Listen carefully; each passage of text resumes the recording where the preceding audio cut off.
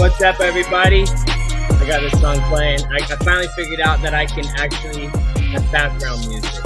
I'm pretty excited about it, if you can't tell. I'm going to shut it off now. What's up, everybody? Welcome back to The Hope Shot.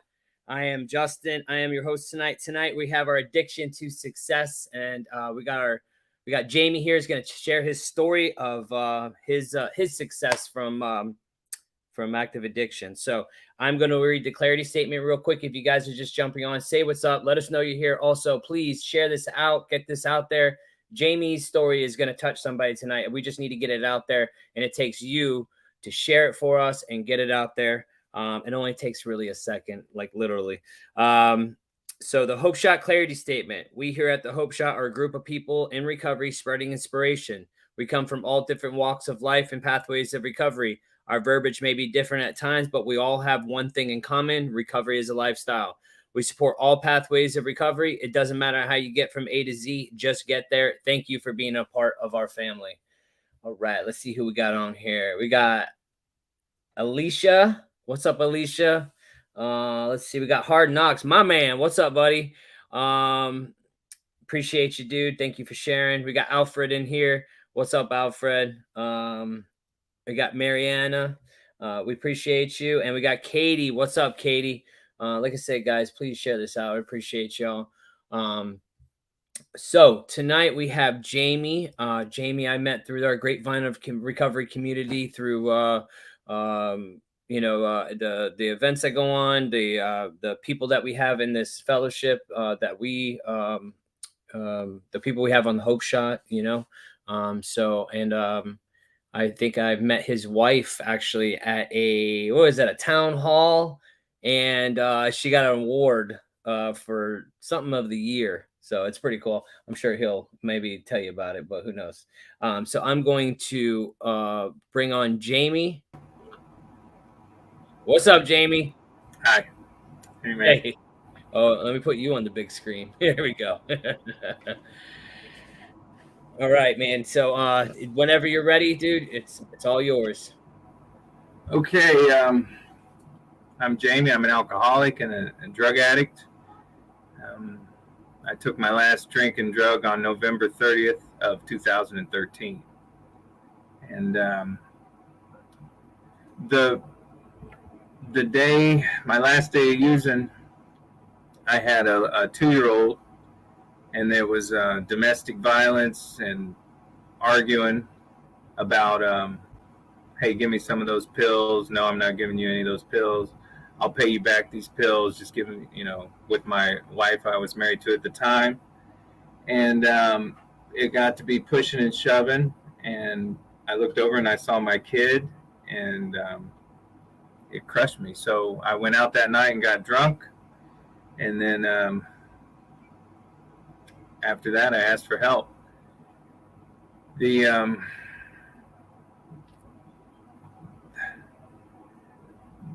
difficulty I got getting sober was I had an injunction on my kids, and then I didn't think my marriage was going to work, but I thought if I got sober, maybe I could make it work. And so after a couple of weeks at a halfway house, I called her and I said, listen, I'm getting sober, and I'm not going to take that stuff anymore. I'm doing these 12 steps. I'm getting better. And she said, I'm not going to quit taking mine. And I said, okay, well, it's fine. I'm doing these 12 steps and it's going to be fine. So I went back home, and it was everything but fine.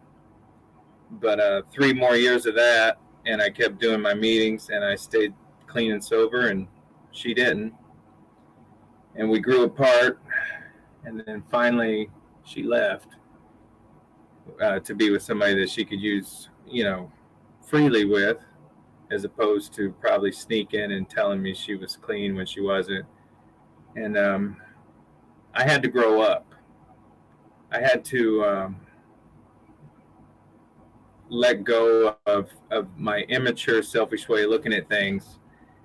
And so right after she left, I had my 2 kids, my 2 they were 5 and 6, and she left them with me. And I knew I needed a different kind of relationship. And then I met Selena, a couple months later. And then my life started to get better in that department. But what I want to talk about is 3 years of living with somebody in active addiction. I learned a lot about myself and about my illness, and it was a lot more than just not using, because I wasn't using. So I had to learn how to treat people better. I had to learn some level of respect, and I'd call a sponsor, and he would stress to me that victims drink and volunteers stay sober. And he would stress that my problems were of my own making. And I started to buy into a new way of thinking, and it took a long time. And then, work. My father was in the Vietnam War, and he was very abusive. So I carried a lot of stuff. And I struggled with doing the 12 steps because I had trouble owning my stuff, because I wanted to remain a victim, I think, in certain areas of my life. And I wasn't free. So what made me want to quit drinking and doing drugs was drinking and doing drugs.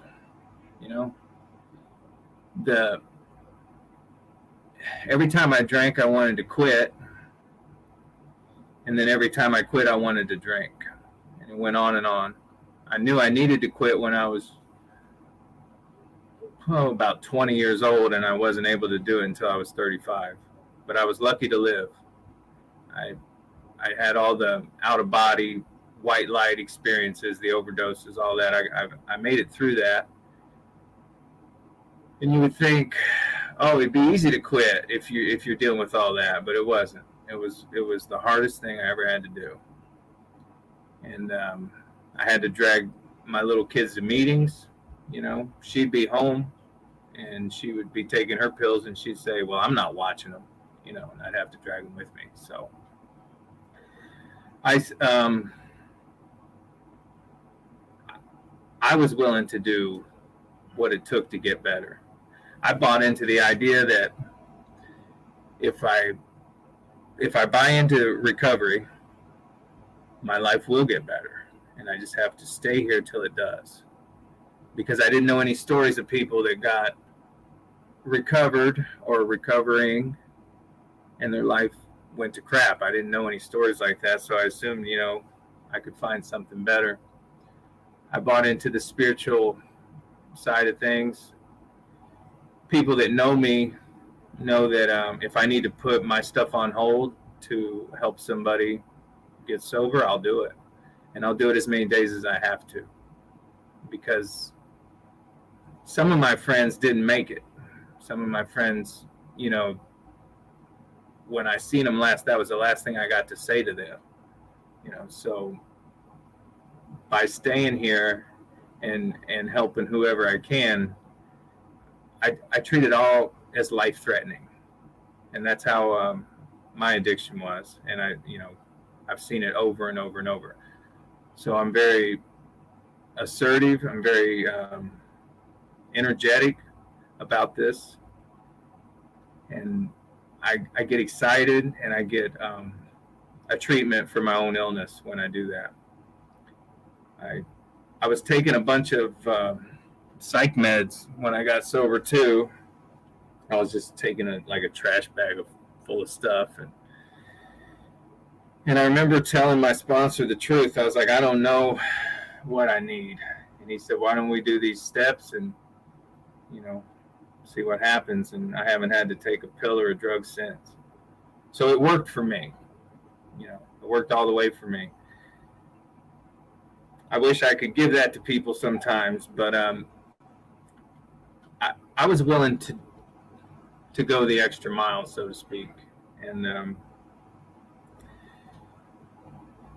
Alcoholics Anonymous and Narcotics Anonymous. I'd go to an NA meeting in the morning, and I'd go to AA at night. I did that for like the first 2 years, and I got better. My recovery doesn't hinge on meetings. My recovery depends on a daily program, a new way of thinking. I get up in the morning, I acknowledge I have addiction, I acknowledge that I'm willing to do the work, whatever that work is, to manage that addiction. And every day has something to offer. Today, one of the first things I did was I got on my knees and prayed. And I don't always do that, but I was nervous about this. I had a lot of stage fright as a kid and a lot of public speaking issues. So I need extra help, so I think I'll always be willing to do that, because I put in enough in the beginning to be able to push through. I've seen people get lazy in recovery because I've been here long enough to, people that you think, wow, they got good recovery, and then they start to get lazy. I don't want to ever be that.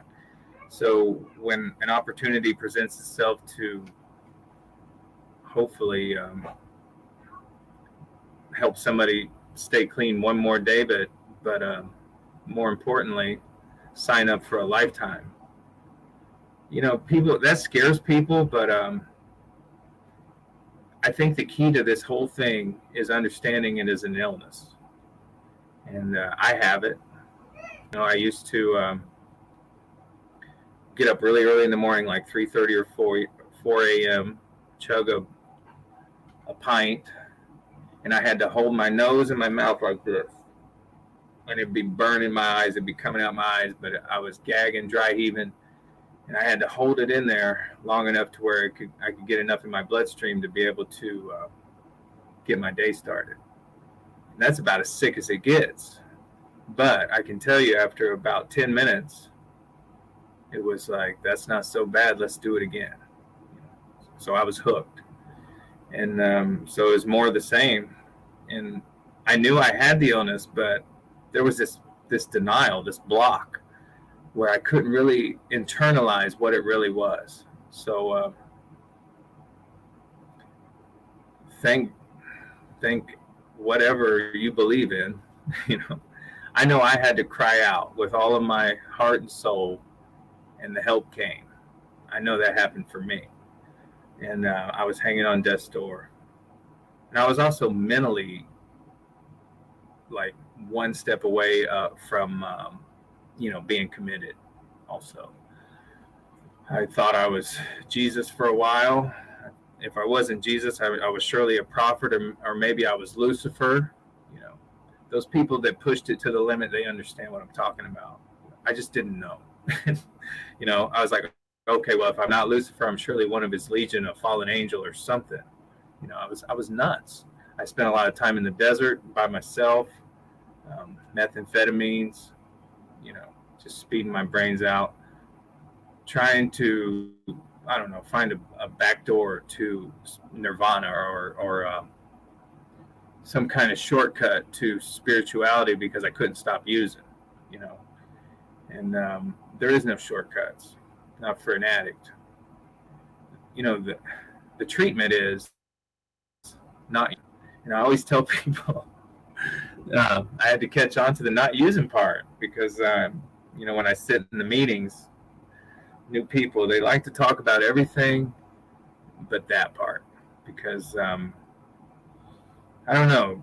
I don't think people should be scared to say they're having a hard time not using it, because, man, I'm telling you, for me, I was just sitting on my hands sometimes. I would go to as many, 5-10 meetings a week, and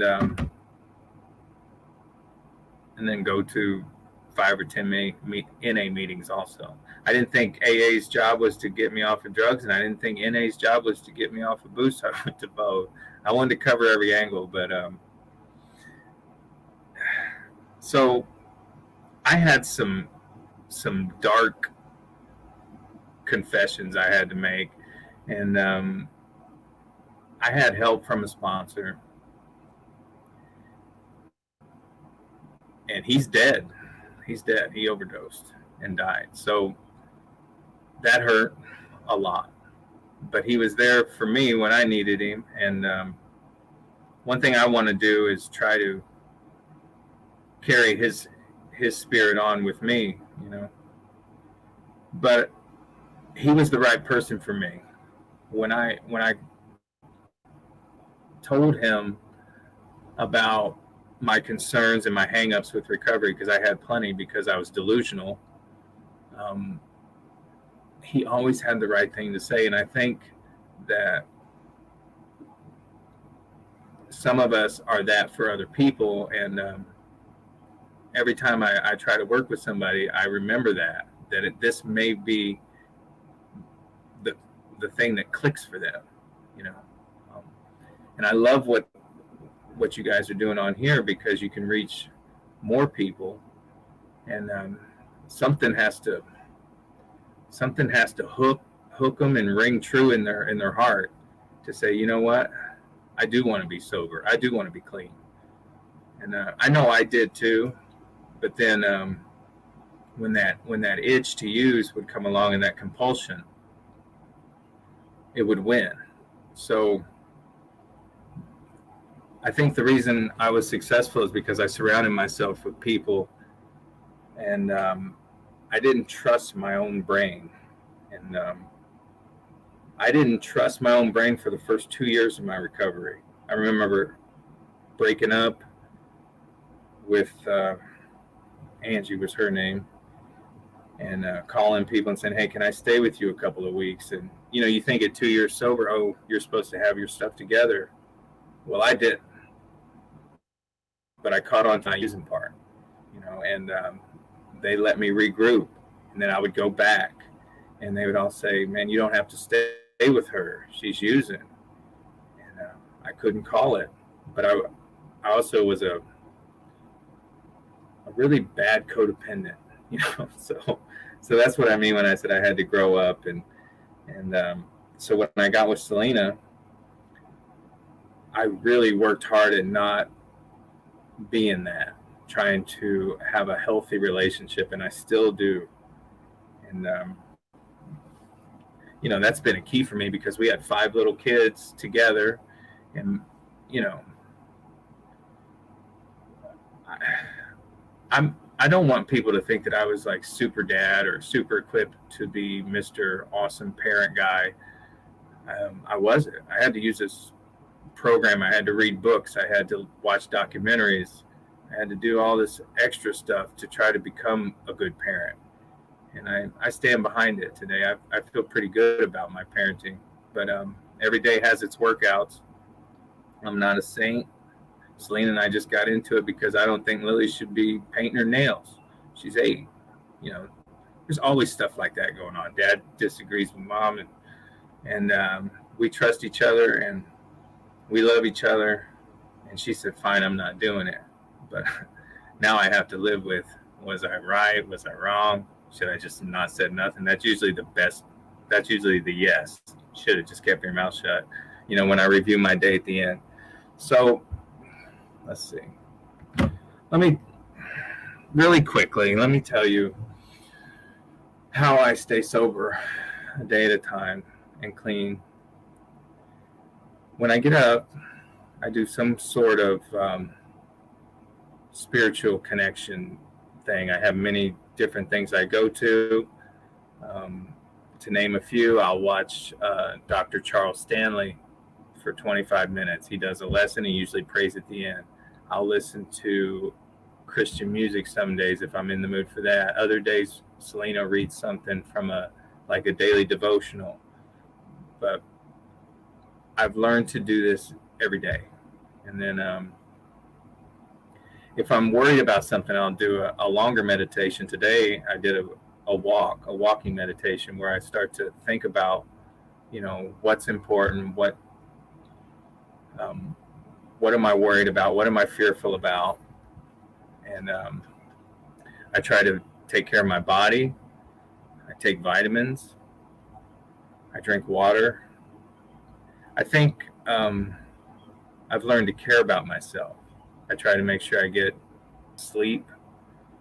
Um, and then if something's really bothering me, I'll call somebody. And then I usually make things bigger than it is in my head. So hearing somebody, and Selena helps a lot too, but not everything can be hashed out with her. So I do all that, and then I try to open myself up to be helpful. And I'm telling you, since I got sober and clean, I have not had somebody in my life that was saying, Jamie, what do I need to do? And I'm grateful for that. And a lot of times I just have to tell them that you got to put your whole heart into this. And a few have, and most people, they kind of fall off with they don't really like the defects of character part or the 10th step part, the continuing to take that inventory. That usually gets them. At nighttime, this is very important. Every night we sit down, we pray with our kids. And our prayers are as simple as, thank you, God, for today. It'll be the hope shot and Justin's help. And thank you, Selena, for setting it all up on the computer for me. Thank my, the neighbor for helping Lily swim in her pool. And every day has its individual gratitudes, and we do it every day, and the kids do it. We all take our turn, and we all hug each other, and we close it down that way every day. And I believe in repetition. I believe in finding a groove for recovery. And if something comes up in the fellowship, we try to go to that. I know I saw Justin at the kickball thing.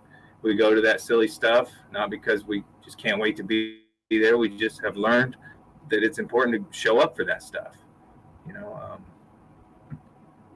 So I can ramble on and on. I did want to tell one little story that came to mind when I was doing my meditation. So call it God, call it whatever you want. I feel that he wanted me to share this. So I was sitting in a jail cell after my 4th DUI, I think it was. And I did that prayer, oh God, if you'll let me out of here, I won't drink again. And I promise, as soon as I got it out of my mouth, the door buzzed. I was like, wow, blew my mind. And I said, what? And they said, you got OR'd. Now, I don't get OR'd, that's what happened this particular time. I got out on my own reconnaissance, for anybody that doesn't know what that means. And so I got as far as the 4-lane bridge, got a 40, sat under that bridge and drank it and cried. And that was my story. That's me trying to quit on my own willpower without doing a program of recovery. And there was another time I got out of jail and I'm like, keep those pills. I don't want those pills, because they were in my property. And they said, no, you can dispose them on your way out. I got my hand to the wall, and I started because I couldn't stop. And I think that's the real torture of addiction, using against my willpower, using when I don't want to use. It really is a soul sickness. It really just tore me up, and I was just happy to find the way out. And I read the AA book, the NA book a lot, and I did service work at chair meetings, and I'm on the board at the Edna Club now. So I just try to be available and try to do work where I can. And I'm out of time. I'm really happy to get to do this. Well, thank you for being here, man. Thank you for sharing your story. I like that, man. You pray with your kids, you pray with your wife. Like, I try to do that every day. We do it every day at dinner, every day, and it doesn't matter, like, I feel like in a family, even if there's different belief systems sometimes, because everybody has their own belief system. And I'm going to do that. That looks so much better. Um, I feel like, it's a good thing to pray no matter what and not be like, um, you know, to embrace both of everybody's belief system inside of a house. So there's unity no matter what. Um, so, hold on, let me go to I have some notes. Dude, okay, yeah. So the painting of your daughter's nails. My daughter's 8 too, and I have a problem with it. You know what I mean? Like, 'cause you don't want them to grow up. So I can totally relate to that because I'm like, no, she's trying to put makeup on, and my wife is on the same page with me to an extent. Like, we still want them to be who they are because listen, when I was younger, and when she was younger too. Like there's certain things that her family won't let you do or mom wouldn't let you do. So that's where the rebellion comes in. You know what I mean? So, like, is that something you guys are kind of like, I don't know, worried about? Because no matter, sometimes we think like, no matter how good of a job I'm going to do, because her parents were pretty good, you know what I mean? They were Christian, they went to church, they brought a good upbringing, no drugs or alcohol. And then mine was a shit show. So it was a little different. But it's still like, is that something you guys are a little afraid of, like by letting her do that, or is that something that you're just trying to keep her innocent as long as possible? And then are you afraid of rebellion when they Yeah, grow up? I think there's always some fear behind it, always some fear, but I want her to not have to go through what girls go through when they're undisciplined, especially when it's 15 or 16 years old. And to me, it seems like it's tomorrow, but she's only 8. Yeah, But yeah, it's on my mind, and I think I overreact sometimes. Try to protect her. I think it's some good, some bad, but it is what it is. I'm being my true self. So yeah, that's something. yeah, and that's all you She can do. knows I care. Yeah, Yeah, I mean, you're coming out of it. It's always about motives, You're coming out of a thing of love, you want to be innocent as long as possible, and we feel, next thing you know, I mean, life goes like that, and next thing you know, she's gonna be 18, ready to go. yeah. So, let's see. Another thing you said was like the codependency, the healthy relationships, learning how to be, um, a good husband, a good partner, a good all that. The codependency is like a big thing with all of us, people in addiction.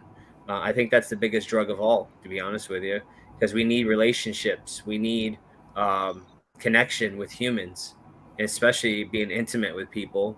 Um, Sometimes can go like everything's a defect and an asset, that codependency is a good thing, but also it's a bad thing if it gone too far, how unhealthy is it? It's that being healthy is what we're trying to be. Being so like me and my wife, we have the same deal. It's like we had to learn what a healthy relationship is because of the when you're in addiction, man, it's that tit for tat crap, and it's super unhealthy. So we had to really learn each other, know when like, okay, am I being a douche, or know when there's like almost like walking on eggshells. I call it walking on eggshells. Like it gets like that sometimes around here, and it's like, yo, we gotta talk now. Like we just had an incident last week or the week before, and I was like, yo, we gotta talk now because I was going to Frickna, the convention, and she was leaving for Tennessee the next week. And I'm like, yo, or no, yeah, she was going to Tennessee. And I was like, yo, we got to get this thing hashed out because like I'm not going to Frickna and then coming back and you're gone and like we're not hashing. We got to talk, man. It's like that's what it takes. It's like that healthy relationship. It's about communication. Um, but yeah, I think it's cool, man, to work on those things today. I notice when I have moods, you know, and Selena gives me room to show my ass, and then towards the end of the day, I usually have time to process, and we really try to close every day out with as a complete thing, so it doesn't roll over. We have worked very hard at that, and I've been able to be myself since I got with her. I don't have to um, try to tell her what she wants to hear. She doesn't try to do that with me, I don't think. We have honesty. And then a lot of forgiveness, a lot of trust. And then when I feel myself getting too deep wrapped up into having that codependent feeling of, oh, I just want to, be with you every second of the day, I pull away from it, because we are really close and we do get along really well. But it takes exercising what I've learned along the way. Still, I can still slide back into unhealthy. So I make myself pull away and go do something by myself. Yeah. It's always good, man. Go do something by yourself, man, when you feel that way. That's a good coping mechanism. Let's see. I'm gonna read some of these comments and then pretty much close it up, man. We got Terry. I haven't seen you in a while. She's watching from Echo Bay, Ontario, Canada. Let's see. We got Against the Odds in the house with Phil Tyler. What's up, my friend? Hope to the hopeless. He's out of Minnesota, man. Good dude, man. If you guys don't know who he is, go like his page. I'm sure there's a lot of ATO in the house. We got. Let me read that. Let's see. Cash Lane said, "Wow, same here. I thought those same things." She was talking about the. I think she was talking about when you're talking about the delusions. Yeah, I think that's what she was talking about. And then we got Terry says, "Love the honesty." We got Nicole says, "I completely understand the feeling of being lost within being lost. Thank you for sharing your story." We got Alicia says, "That's hard for a sponsor of yours to pass. You can definitely carry this person's legacy on, though." Cashlane says, "Thank you, brother. Your honesty, testimony, and journey is beautiful." Terry wants to know, how did you get rid of the delusions? That's a great question. I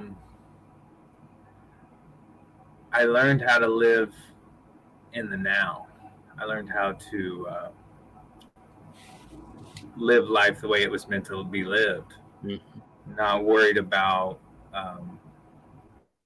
what I couldn't get over or fear of tomorrow. And I learned how to enjoy today. And I slowly started to get better. It took a couple years, but my brain did get better. I think I damaged it a lot, but I started to get better.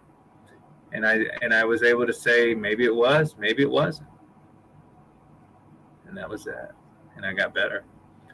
So yeah, if people hold on to their delusions, I think that can be detrimental to recovery. You have to be willing to let go of old ideas.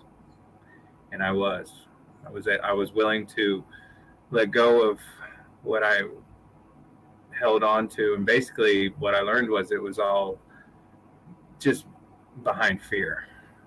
Fear was controlling my life, and I was able to get over that fear by reaching my hand out to others and have a new passion with helping people recover. It gave me something to do, new purpose. Awesome. Yeah, I remember you saying, like, after 2 years in, and you were still kind of like a little crazy, and I think after like 3 years is when kind of like the dust starts to settle a little bit. You know what I mean? Because that's what happened with me. I was still. Yeah, you gotta stay. Yeah, yeah. It doesn't happen overnight. First year, 2 year, man, you evolve, and like I said, I think the dust settled after like when I hit year 3 and a little after that, maybe. I don't even know, but I was a little nut.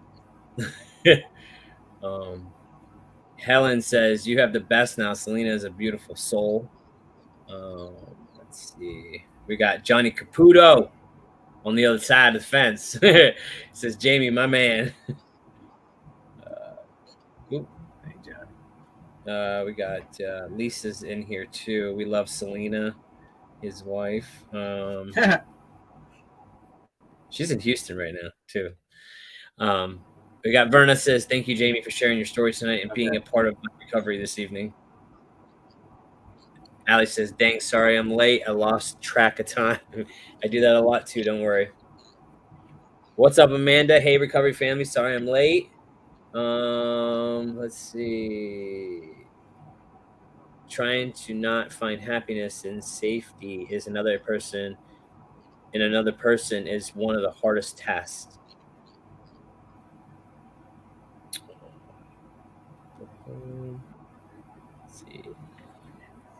So you didn't ruin yourself in a day. You can't fix it in a day. Got to keep pushing forward. We got a year and a month, and I'm still have a squirrel committee running around. Yeah, I like that. And it'll be like that sometimes, but some days are better than others, you know. Let's see. We got Jamie says such an amazing message. Thank you for sharing. We got Devin says first time watching Hope Shot. Well, welcome Devin. We go live every Wednesday and Sunday. Tonight we had Jamie share his story. So if you want to do the replay, you can hear Jamie's story. This is called Addiction to Success. And the Sundays we do topics at 8 p.m. live right here on the Hope Shop. And then that's it, man. You got anything else you want to share? You good? Just this is what I tell people. When you want to use real bad, make the call. Because if you don't make the call and you use, well, you had no recovery at all. But if you make the call, then it shows you had some. And you got to see what's on the other side of that call. That day's coming for all of us. Just stay willing to make the call before you use, obviously. Because, some people don't get another chance. The way things are going these days, man, it's Russian roulette out there. So thank you for that. Just make the call, like it just takes a second before, literally that's what we do here. And that's what saved my butt half the time. Because these ideas up here are retarded to other people. I didn't always know what was wrong, but I would call and say, I don't want to use. I do, but I don't, kind of thing. And I got help. So that's what I would recommend to everybody. Got to see what's on the other side. Your mind's not right when you want to use. Something's wrong. You need help to sort it out. Awesome, man. Well, thank you so much, Jamie, for your willingness to come on here and share your story with us tonight. And I'm sure everybody else is grateful for you to be here too. If you guys want to check us out this Sunday, 8 p.m. live right here on the Hope Shot, we'll be sharing our Sunday Night Live topics where we have everybody on here to share some hope. So thank you guys. I love you guys. And thank you, Jamie, again. Appreciate you. See you. Good night.